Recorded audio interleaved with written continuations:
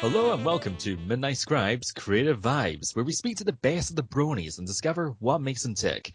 It's time to go and visit another country and another awesome guest. And this week we're going to the proud land of Germany, famous most of all for the Germans.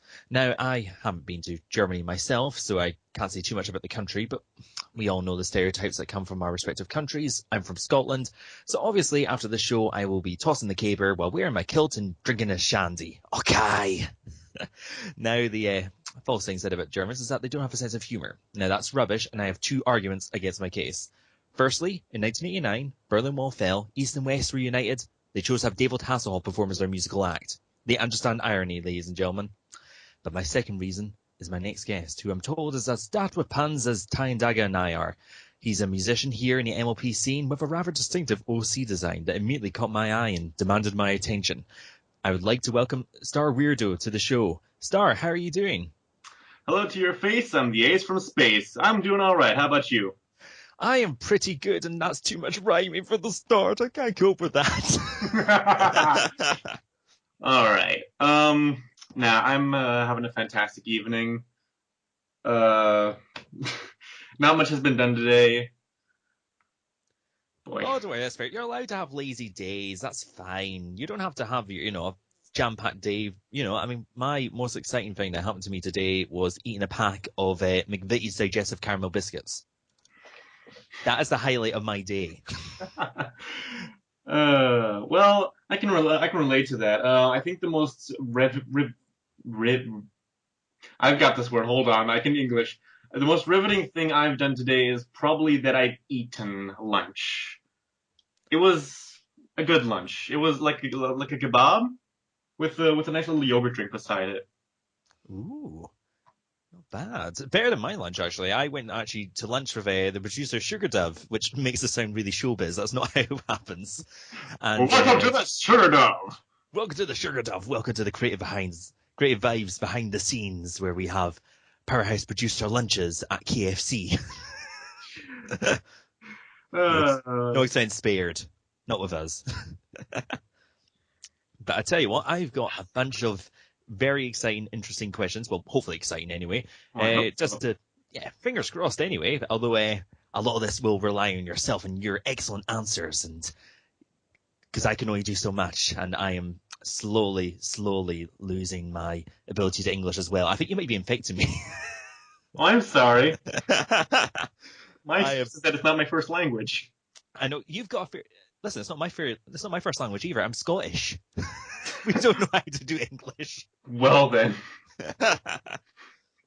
But it's a good thing I prepared the questions and wrote them all down beforehand. And I'm going to start off right at the top. Your OC is a masked pony. Where did that idea come from? Well, the idea came from back when I was first playing SCP Containment Breach, if you know that game. Oh, yes, I do know it. That's the one with the all the different sort of horror, creepypasta things kind of all locked up, isn't it? Right. And at the time, I was very fascinated with the Plague Doctor SCP, who had that mask. So when I first made a band called Allegreza, we sort of based our costume designs around that, because I like masks a lot, and so did my band partner. So what was my OC was once originally the mascot for the band, and since the band broke up, I figured I liked the OC so much, what with his cables for hair and mask, that I might as well make it my own. Oh, yeah, and just continue on with the OC as yourself and just go on forth. Right. So you mentioned you were in a band before you went solo. Like, what kind of music was that? How did that come about? It was the same kind of music. It was just not as good. Well, hey, at least look, that just means you got better. That's all Yes. important. But how did that come about? Like, how did you start off in music? When I started off in music, it was more in spite. See, there were guys in my class back when I was in middle school that did guitar and piano, and I was like, I want to do something music. I know, I'll do electronic, and I've been stuck on it ever since. When I started, I first made orchestral stuff back in 2012 because back then I didn't like techno. So see how that turned out. Um, because I mainly make it now. Yeah, I know you've certainly changed genres. I mean, if you went from orchestral to electronica. Yeah. So anyway, back then I made a lot of orchestral stuff and I experimented. Um, so what I would do is I'd make like a melody and then just add a bunch of instruments with the same melody and make like one layer that has something else, and I'd call that music. And then I'd go outside and photograph some old building, throw a monochrome filter over it, and just put some white text over that, and I called that a cover art. Although I can identify with that. Many moons ago, I tried to do music myself, and I was horrendously bad. We don't talk about this. This is how bad I was. But I did the same sort of thing. Like, I tried to make my own cover art, and like, I'm not an artist. I've no artistic skills whatsoever. I mean, I was in a live stream a wee while back, and for a joke, I offered to do for like $5 for the stream they were doing. I would draw a stick figure of a stick to try and raise money that's the limits of my talents. So I can I'll just understand. say that it doesn't really take artistic talent to do anything creative. All it takes is determination, as much as that word has been butchered at this point. See, all you have to do is just keep at it. Like I had no creative like instinct whatsoever. What I mostly did was cover a song, then butcher that cover, and just keep messing it up, and eventually, hey, bingo dingo, you have your own song. All right, so you'd basically listen to sort of original compositions and then kind of remix them and change them around into something that was then original. Yeah.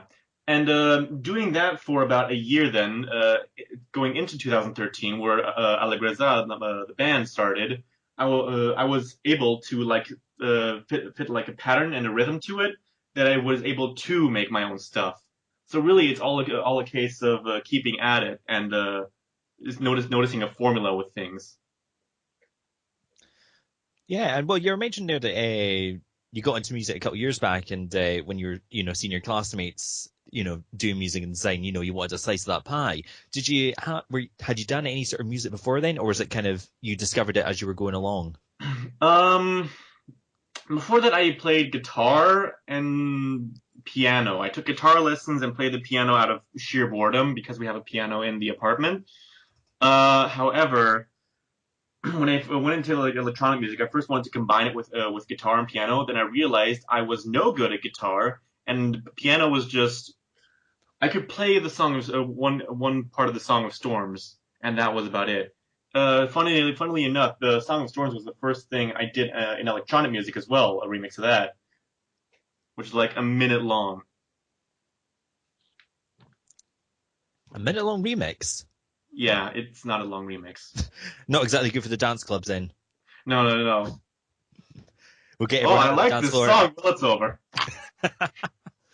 Well, that's what it feels like when you're in a club anyway. You go there and you evict like one song out of 10 will be one you really enjoy, and you go, right, this song's great. I'm going to get on the dance floor and I'll dance. But it goes away so fast as well.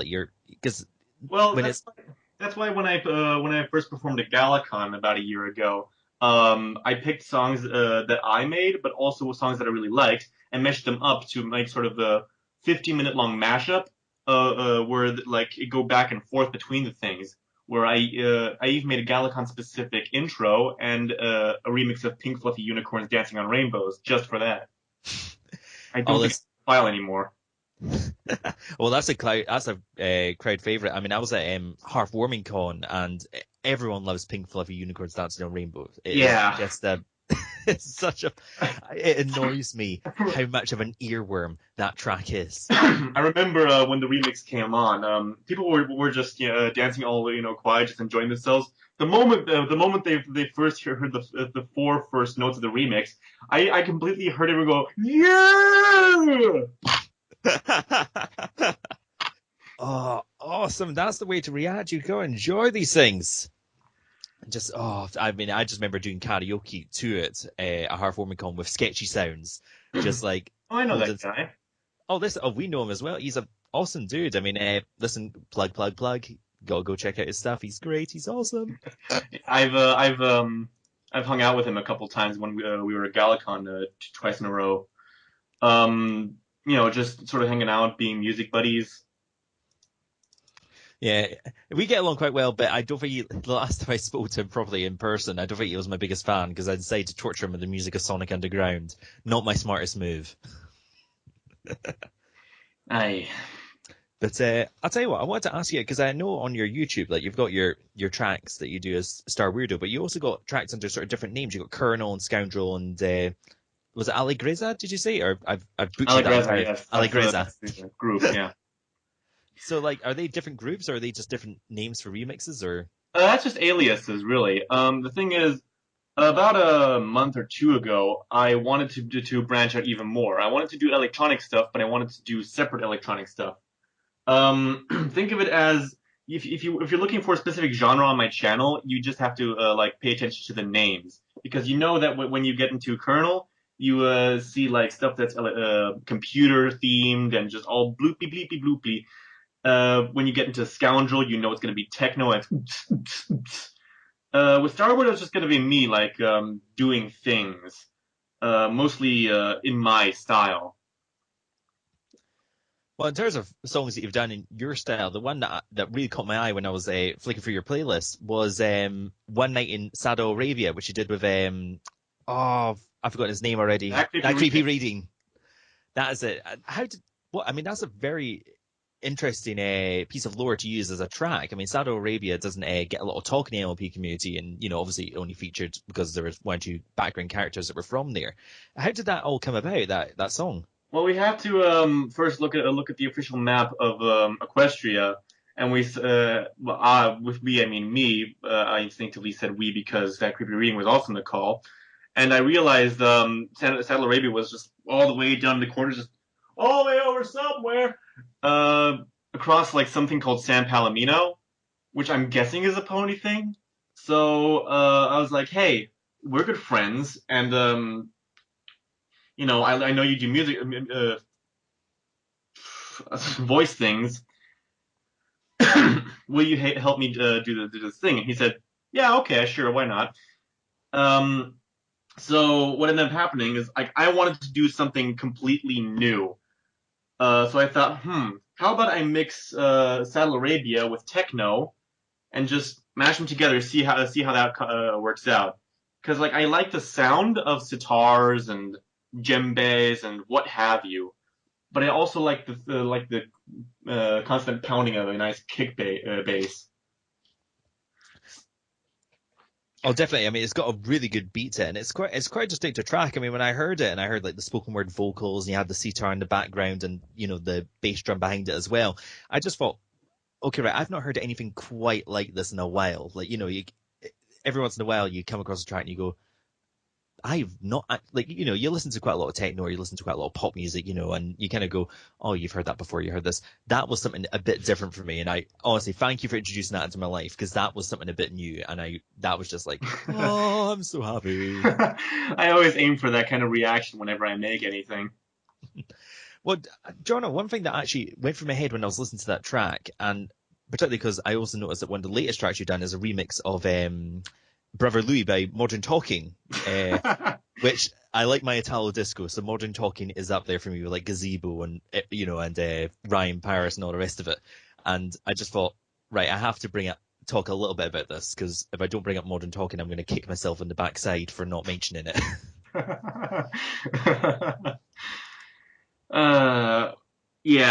Thing is, I also like Modern Talking, which is an unpopular opinion in Germany. Have they kind of Oh, have they kind of fallen out of vogue there? No, it's one half of Modern Talking is Dieter Bohlen, and he's not the nicest person. I mean, he has his own like you know the show God, what's it called? The one with Simon Cowell in it. Oh, X Factor. Right. Basically, he's our version of that, except he's not funny. Oh, right, okay. That I can see where that would be a pain. I mean, if you hate when you get douches like that. The other person I remember from Modern Talking was Thomas Anders, and I only remember him because he did a track with Glenn Medeiros. Because He's a decent guy, yeah. I can't remember the name of the track he did with him. Standing Alone, Standing Tall. I can't remember what it was. It wasn't a great track, but I do Yeah. remember it very well because I love Glenn Medeiros, which is not a very popular opinion here in the UK. Yeah, he's a decent guy, but so I like Modern Talking. However, at first I thought they were one hit wonder because all I knew was "You're My Heart and My Soul," which was a chart in Germany for a very long time. When I first heard Brother Louie, it was 20 minutes prior to me making the remix. Oh wow! Yeah. See, what happened was I was in a kebab place getting my food, much like today, and on the TV in the corner, like there's a TV that plays like MTV. I see the music video for Brother Louie coming on. I was like, oh, that's Modern Talking. This sounds really neat. And I zipped it for home, and then I immediately started creating. Oh, it's great when you get a bit of inspiration like that. And hey, listen, Modern Talking, nice bit of music to listen to. There's nothing wrong with that at all. But I tell you what, I did want to ask because I mean, apart from Modern Talking, I mean, what kind of music do you generally listen to, and what kind of inspires you? In general, there's two songs that I've made in this genre. The one that I listen to most, it's Eurodance, like stuff like Italo Brothers or Bass Hunter, stuff like that, where it's just like stamp on the ground, upside down, the moon, I can walk on water, stuff like that. I think Dota might be the most popular of one. All right. So, in terms of music you've done, I mean, I know you did an album last year, Polycolored Delusions, and you Oh released that yeah. via YouTube. I mean, and what I'm ever curious about is how do you go about making an album, particularly as a first one? When I made Polycolored Delusions, I wanted to make a hodgepodge of genres that I loved myself, like not stuff that I felt compelled to, as with Allegrezza. And here I just wanted to sort of break free from what I did before and just start anew. I consider Polycolored Delusions my favorite album, even though I've created much better stuff since, because I feel like when I made it, I was like reborn. If that sounds too pretentious, I mean that's the best word I can use because it's just before then I was in school doing music just to prove myself or whatever. But since then it's been fun. It's been a hell of a ride.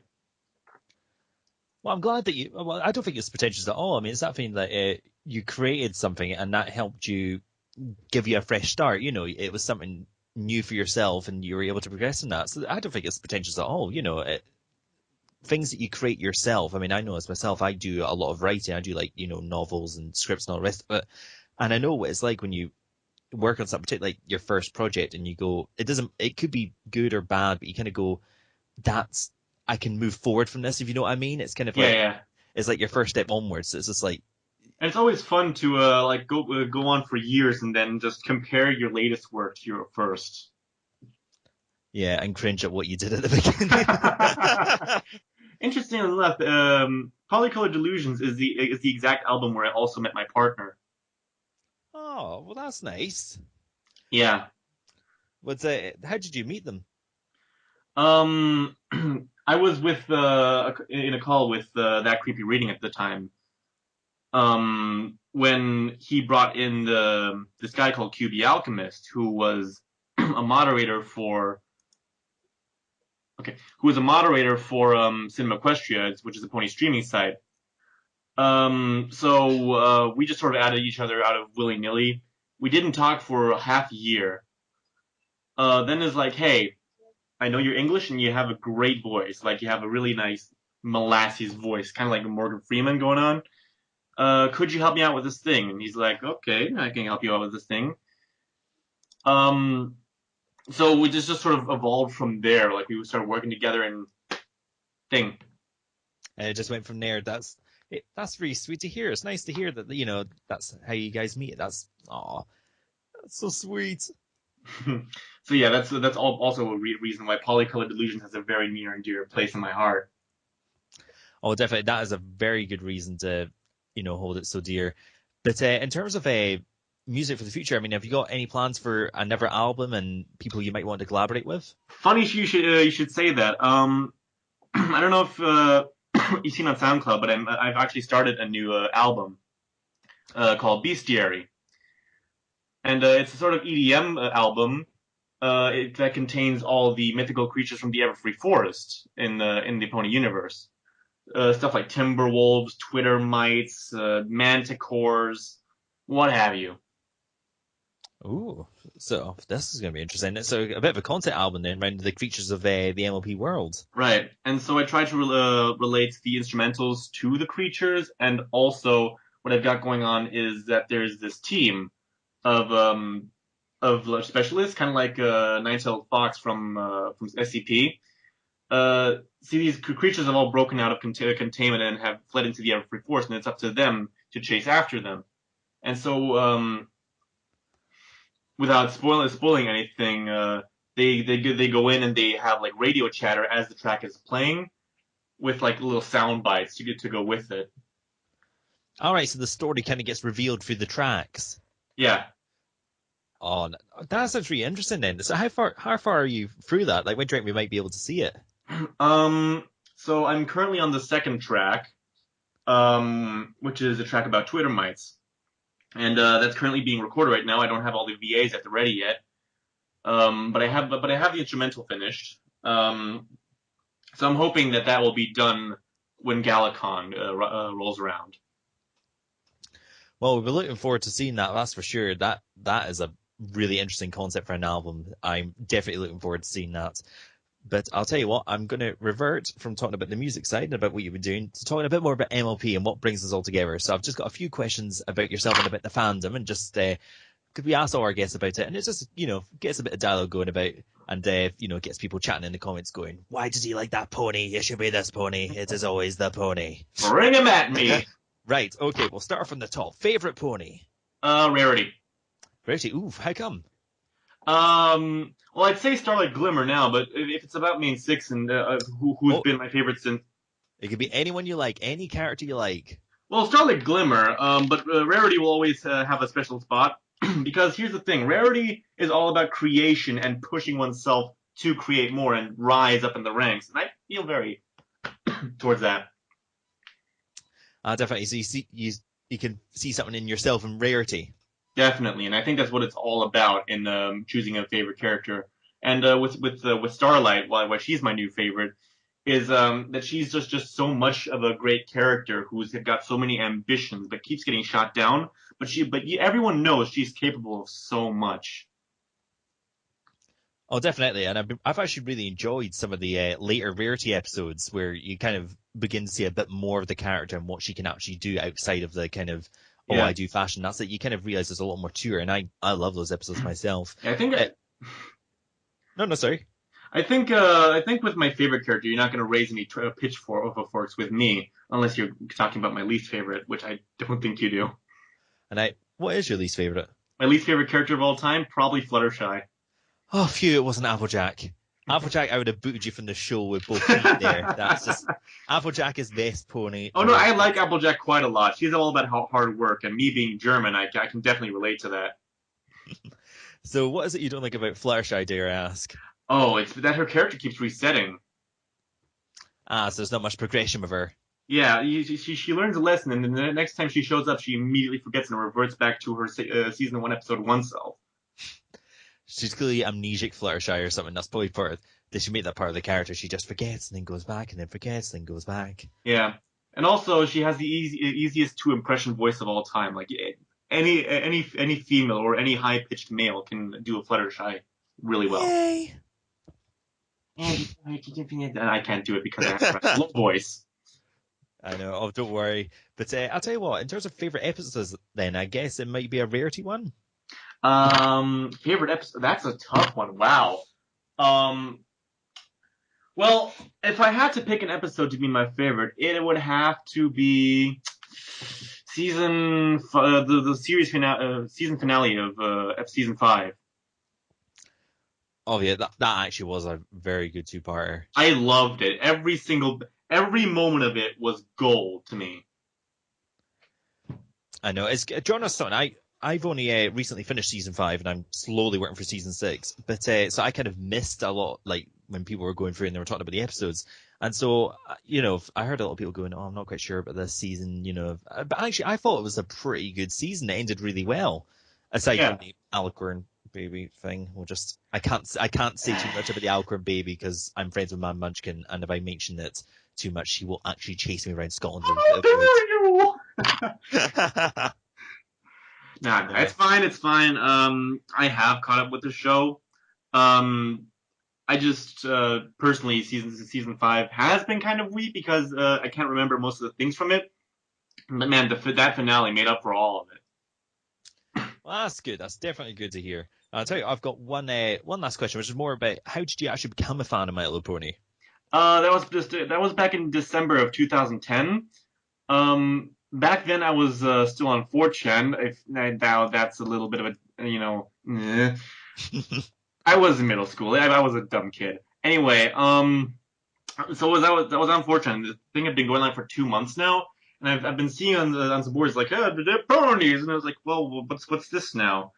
And it was links to some channel that did like cutouts of episodes up to that point.